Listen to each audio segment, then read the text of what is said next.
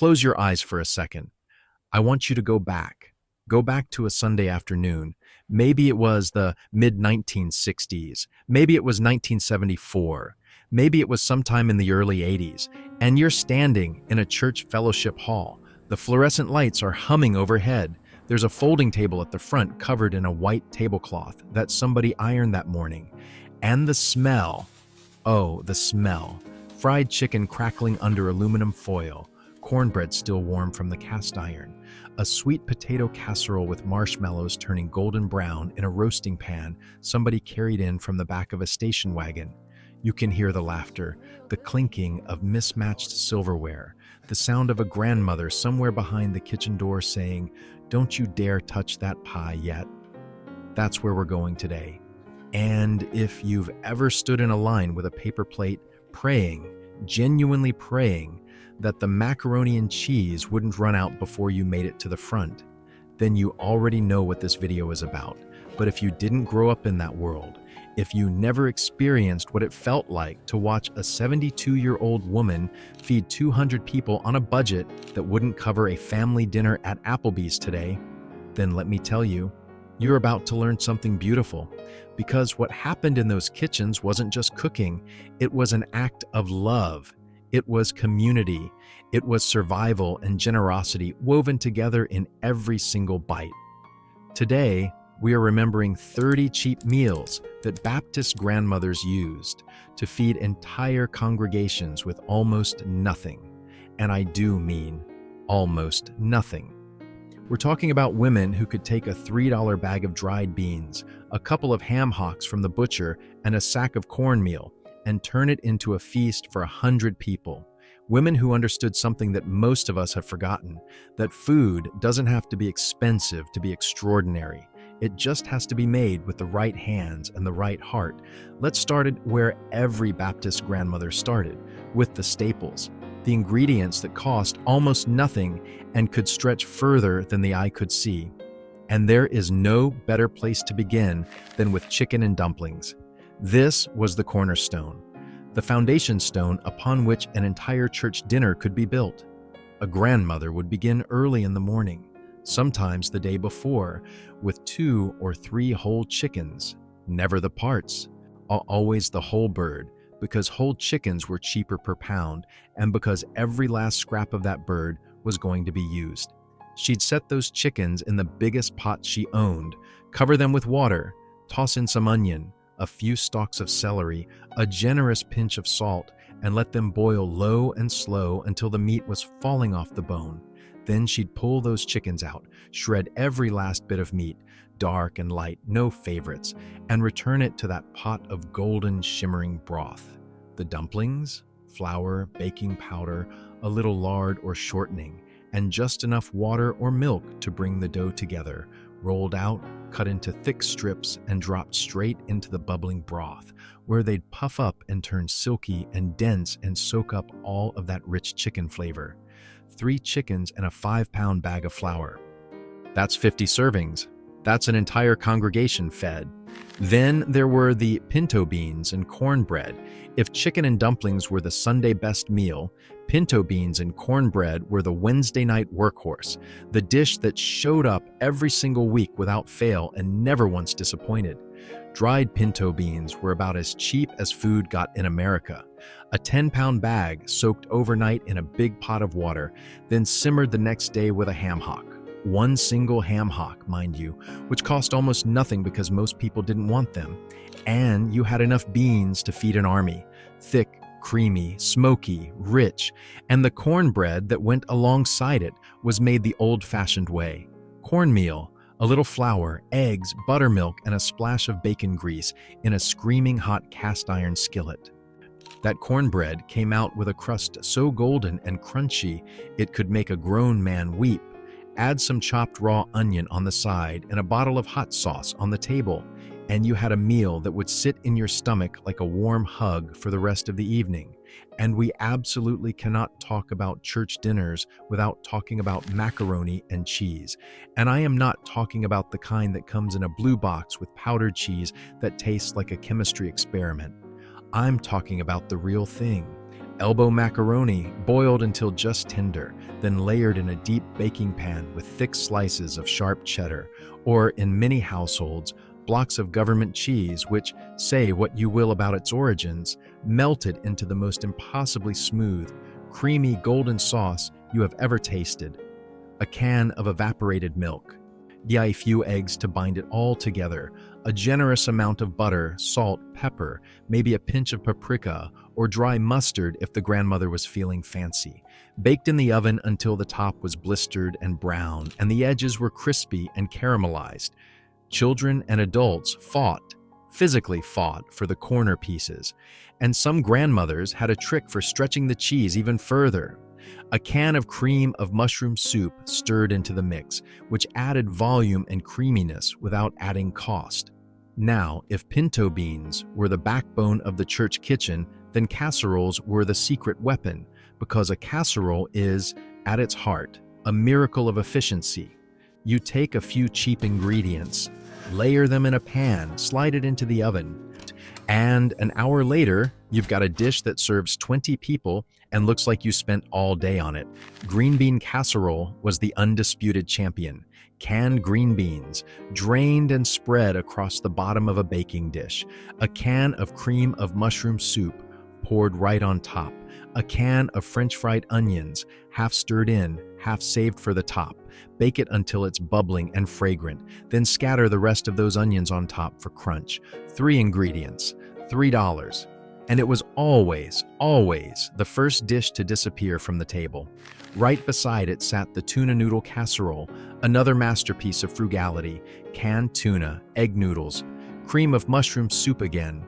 That soup was the MVP of the entire church kitchen, a handful of frozen peas for color, and a topping of crushed potato chips or breadcrumbs baked until golden. Pennies per serving. Pennies. Chicken and rice. Casserole followed the same philosophy. Chicken thighs or drumsticks, the cheapest cuts available, nestled into a bed of uncooked rice with a can of cream of chicken soup and some diced onion poured over the top, then sealed with foil and baked until the rice had soaked up every drop of that savory, chickeny liquid.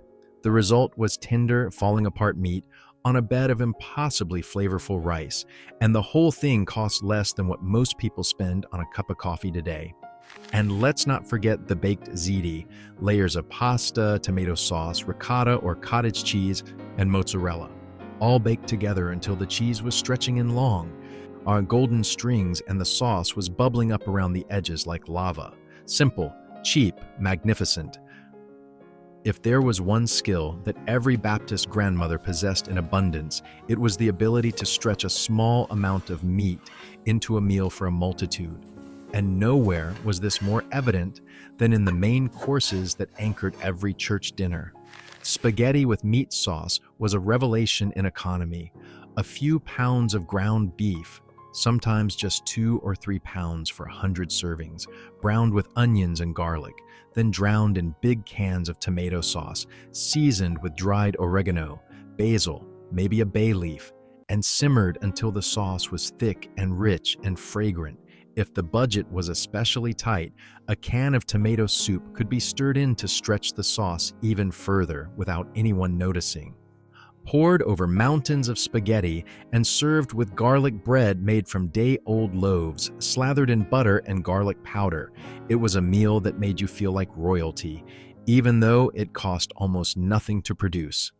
Sloppy Joes followed the same genius logic. Ground beef, simmered with onions, ketchup, a spoonful of mustard, and a little brown sugar until it formed a thick, sweet, tangy sauce that got spooned onto soft hamburger buns. The meat could be stretched beautifully with rolled oats or breadcrumbs. No one ever noticed, and the texture was actually better for it.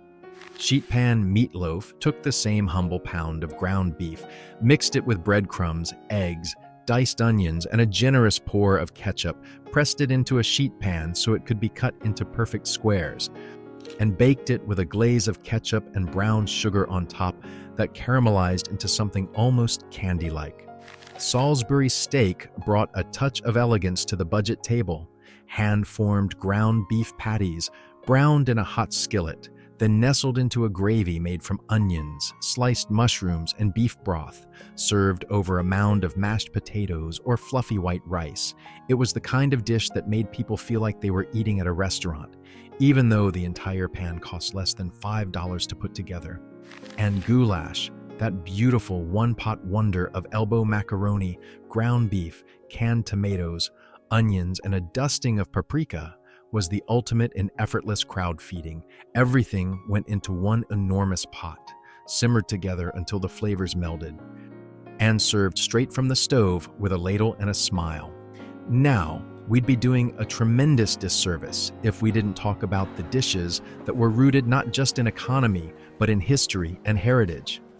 The soul food staples that were served at Black Baptist churches across the South and across America. Dishes that carried the weight of generations, of survival, of making something beautiful out of almost nothing. Fried chicken was the crown jewel. When the budget allowed, and sometimes even when it didn't, whole chickens were broken down into pieces, soaked in buttermilk to tenderize the meat, then dredged in seasoned flour, salt, pepper, garlic powder, maybe a little cayenne, and fried in cast iron skillets filled with hot oil until the coating was shattering crisp and deep golden brown. Fried in batches, only kept warm in the oven, served on platters lined with paper towels. The smell alone could fill an entire block. Red beans and rice was another pillar. Dried kidney beans, soaked overnight and simmered with the holy trinity of onion, celery, and bell pepper, plus a ham bone or a few links of smoked sausage for depth, served over long grain white rice. It was filling, nourishing, deeply flavorful, and could be made in quantities large enough to feed the entire neighborhood. Collard greens simmered with ham hocks were a non-negotiable presence at any gathering. Those dark, sturdy greens, cooked low and slow with a smoked ham hock or turkey neck until they were meltingly tender, the pot liquor rich and smoky, and absolutely crying out to be sopped up with a wedge of hot cornbread. And jambalaya, that glorious, one-pot celebration of rice, smoked sausage, chicken, onions, bell peppers, and tomatoes was proof that you didn't need a lot of money to make a meal that tasted like a party. Ask anyone who grew up attending church dinners, and they'll tell you the same thing. Sometimes the sides were better than the mains, and the grandmothers knew it. Potato salad was a religion unto itself. 10 pounds of potatoes, boiled until fork tender, peeled and diced while still warm so they'd absorb the dressing, then folded together with mayonnaise, yellow mustard, chopped dill pickles, diced celery for crunch, and slices of hard-boiled egg. Every grandmother had her own secret, a splash of pickle juice, a spoonful of sweet relish, a sprinkle of paprika on top for presentation. Wars were fought, quiet, polite, Southern wars over whose potato salad was the best, and no one ever won because everyone's grandmother made the best one. Deviled eggs were the appetizer that never made it to the main course. Hard-boiled eggs, sliced in half, the yolk scooped out and mashed with mayonnaise, a touch of mustard, a dash of hot sauce, then piped back into the whites and dusted with paprika. They were arranged on platters and they vanished within minutes of being set on the table. Sweet potato casserole straddled the line between side dish and dessert. Sweet potatoes boiled and mashed with butter, sugar, cinnamon, and vanilla, then spread in a baking dish and topped with either a layer of marshmallows that puffed and browned in the oven or a crumble of brown sugar, pecans, and more butter. It was impossibly sweet, impossibly rich, and no one cared whether it was a vegetable or a dessert. It was perfect. Corn pudding, canned corn, eggs, milk, sugar, and a little flour, baked into a soft, custardy, sweet, savory casserole, was a quiet favorite, the kind of dish that didn't get talked about much but always got eaten first. Not every church dinner was a grand affair. Sometimes it was a Wednesday night Bible study or a Saturday afternoon cleanup day, and the meal was simpler but no less satisfying. Ham and cheese sliders were a stroke of genius. Cheap dinner rolls, bought in bulk, sliced in half horizontally, layered with thin sliced ham and American cheese, then drizzled with a sauce of melted butter, mustard, and a little Worcestershire, and baked until the cheese was molten and the tops were glossy and golden. Egg salad sandwiches were even simpler. Hard-boiled eggs mashed with mayo, mustard, and a little relish, spread on soft white bread and cut into triangles. They cost almost nothing and the kids devoured them. Navy bean soup was the ultimate stretch meal. Dried navy beans, simmered all day with onions, carrots, celery, and a ham bone that had already given its best meat to a previous meal. By evening, the soup was thick and creamy and smoky, and served with crackers or cornbread. It could feed 50 people for the cost of a bag of beans and some vegetables. Vegetable soup followed the same ethos. Whatever was in season, whatever was on sale, whatever was left over from the week, all went into the pot with some broth, potatoes and canned tomatoes, and simmered until it became something greater than the sum of its parts. A church dinner without dessert was like a sermon without an amen. It simply did not happen. Peach cobbler was the queen of the dessert table. Canned peaches, because fresh peaches were seasonal and expensive, but canned peaches were available year-round for pennies, poured into a baking dish, topped with a simple batter of flour, sugar, milk, and melted butter, then baked until the crust was golden and crackled, and the peach filling was bubbling up through the top like sweet, fruity lava. Served warm, ideally with a scoop of vanilla ice cream on top if the church budget allowed. It was the kind of dessert that made people close their eyes and sigh. Bread pudding was the ultimate act of waste-nothing resourcefulness. Stale bread, torn into pieces, soaked in a custard of eggs, milk, sugar, and cinnamon, then baked until it was golden on top and custardy and soft within. Sometimes a simple glaze was drizzled on top, or a splash of bourbon for the adults who pretended they didn't notice. And then there was the sweet tea. Every single meal, without exception, was accompanied by a sweating pitcher, or more likely a 5-gallon cooler of sweet tea. Family-sized tea bags, steeped strong, then sweetened with what seemed like an impossible amount of sugar while the tea was still hot so it dissolved completely, then poured over ice in tall glasses. It cost almost nothing to make. It was perfect. It was non-negotiable. Here's the thing about these 30 meals. Not a single one of them would win a Michelin star. Not a single one of them would show up on a trendy restaurant menu in Brooklyn or Austin. They weren't photogenic. They weren't fancy, but they were extraordinary because they were made by women who understood something that our modern world has largely forgotten, that the value of a meal is not measured in the price of its ingredients. It is measured in the love with which it is prepared, the hands that stir the pot, and the community that gathers around the table. These Baptist grandmothers, these remarkable, resourceful, tireless women, fed entire congregations on budgets that would make a modern meal planner weep. They did it with dried beans and canned goods and day-old bread and government cheese. They did it with cast-iron skillets that had been seasoned by 3 generations of hands. They did it because feeding people wasn't just something they did on Sundays. It was who they were. It was ministry. It was an expression of faith as powerful as any prayer, and the meals themselves, the chicken and dumplings, the pinto beans and cornbread, the macaroni and cheese with the crispy edges, those weren't just food. They were connection. They were a reminder that no matter how little money was in the collection plate, no matter how hard the week had been, no matter what was happening in the world outside those church doors, when you sat down at that table with a paper plate and a cup of sweet tea, you were home. You were loved. You were fed. If you remember those meals, if you can still taste that potato salad or smell that fried chicken or hear your grandmother's voice telling you to save room for cobbler, I want you to drop a comment below and share your story. Tell us what dish your grandmother was famous for. Tell us about the church dinner that you'll never forget. And if this video brought back a memory or two, hit that like button and subscribe so you never miss another trip down memory lane. Because these meals, these women, and these memories deserve to be remembered. They shaped who we are. They fed us in every way that matters,